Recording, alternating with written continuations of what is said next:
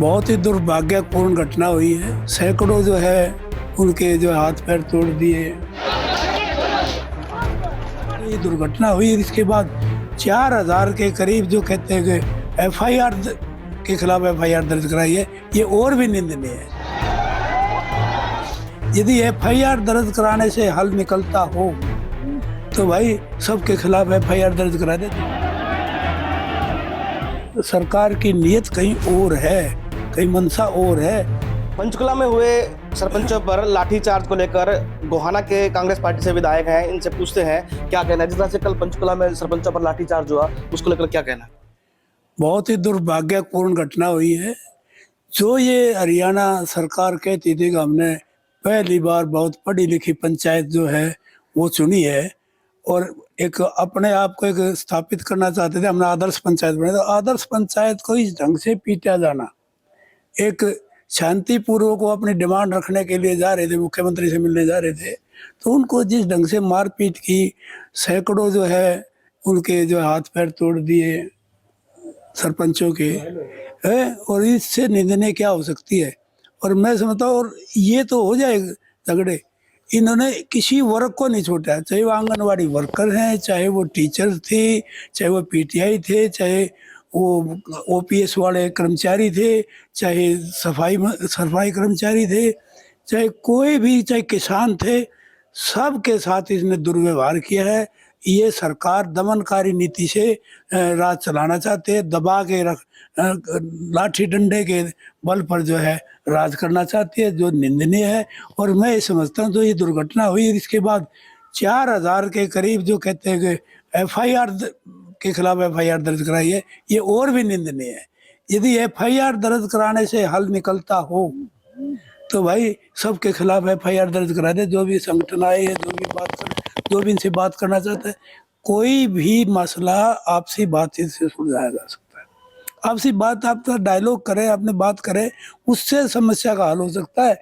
या क्या सरपंचों की डिमांड है कि भाई ये ई टेंडरिंग का मसला जो है इससे इसको ख़त्म कर दे, 2 लाख वाली शर्त को। क्या और विभागों में ई टेंडरिंग होती है तो उसमें सारी भ्रष्टाचार खत्म हो गया? क्या हरियाणा से भ्रष्टाचार मिट गया? हर एक डिपार्टमेंट में कोई ये बताओ जिस डिपार्टमेंट में भ्रष्टाचार ना हो रहा हो, और सारी सर्विसेज कहते हैं हमने इतनी सर्विसेज ऑनलाइन कर दी, सब में भ्रष्टाचार है। तो उसमें भ्रष्टाचार खत्म नहीं हुआ इनसे, तो इस सरपंचों में कैसे खत्म हो जाएगा? मैं समझता हूँ कि सरकार की नीयत कहीं और है, कहीं मंशा और है।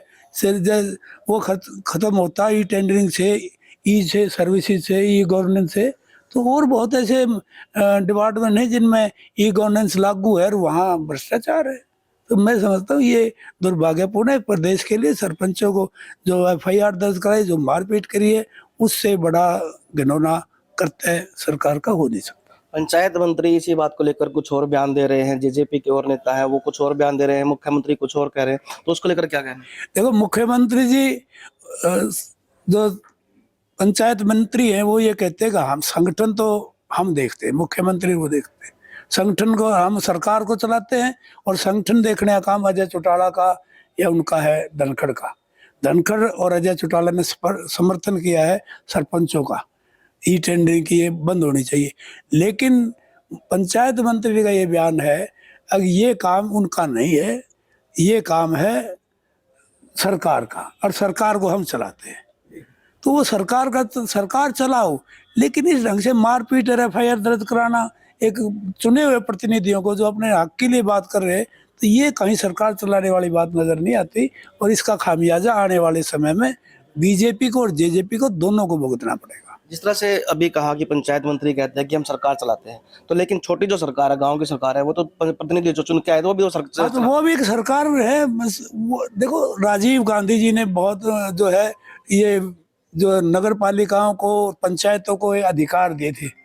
राजीव गांधी की सोच थी कि नीचे वाला जो सिस्टम है वो मजबूत होना चाहिए, लेकिन ये जो पावर छीन के नीचे वाले सिस्टम को कमजोर करना चाहते हैं। नीचे वाले ये भी एक चुने हुए प्रतिनिधि रहे, वहीं से चुन के आते हैं जहाँ से एमएलए या ये जो चुनते हैं, एमएलए जो वही तो लोग हैं जिन्होंने सरपंचों को चुना है, मेंबरों को चुना है, वही लोग तो हैं जो एमएलए को चुनते हैं। वही लोग हैं जो सरकार बनाते हैं। तो इसमें क्या गलती कर दी उन्होंने जो है। तो ये जो चुने हुए प्रतिनिधियों को पावर देनी चाहिए। तो जिस एक और लगातार महंगाई बढ़ती जा रही है, बेरोजगारी में बढ़ोतरी हुई है, अपराध में जो है हरियाणा नंबर 1 है, तो उसको लेकर भी क्या कहें? देखो, सरकार को महंगाई से कोई मतलब नहीं है। ये तो गरीब आदमी पिस रहा है, सरकार के आदमी तो मजे में है, उनको तो आमदनी हो रही है। आप देखो उद्योगपतियों की संपत्ति कोरोना काल में और उसके बाद में कितने गुना बढ़ गई है, उनकी कई गुना संपत्ति बढ़ गई, लेकिन गरीब आदमी गरीब होता चला गया। जो इंडेक्स है, आप देखो ना, एक समानता का इंडेक्स होता है उस लेवल पर, देश के लेवल पर, वर्ल्ड लेवल पर, वो ये कहता है कि इंडिया में गरीब गरीब बन गया और ज्यादा हो गया और अमीर और ज्यादा अमीर हो गया। उसमें समानता के इंडेक्स में ये है, गरीब गरीब ज्यादा गरीब हो गया, अमीर ज्यादा गरीब हो गया। इसी प्रकार जो है, जो इसने बेरोजगारी है, बेरोजगारी के मुद्दे पर आज हरियाणा सबसे 1 नंबर पे है। हरियाणा में 27 पॉइंट कुछ परसेंटेज है गरीबी की, और ये कहते हैं हम गरीबी मिटाएंगे। इसने तो सारा सिस्टम ही बदल दिया। एक तो इन्होंने हरियाणा का डोमिसाइल 15 साल का था, 5 साल कर दिया, कोई कहीं से लगो कोई जाओ।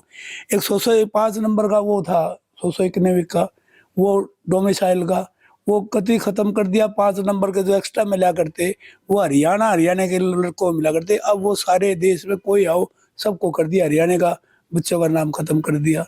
इसी प्रकार जो है अब भर्ती हुई है, ये जो लेक्चरर लगे हैं उसमें 157 में से 103 बाहर के हैं, 157 में से 103 बाहर के हैं दूसरे प्रदेशों के।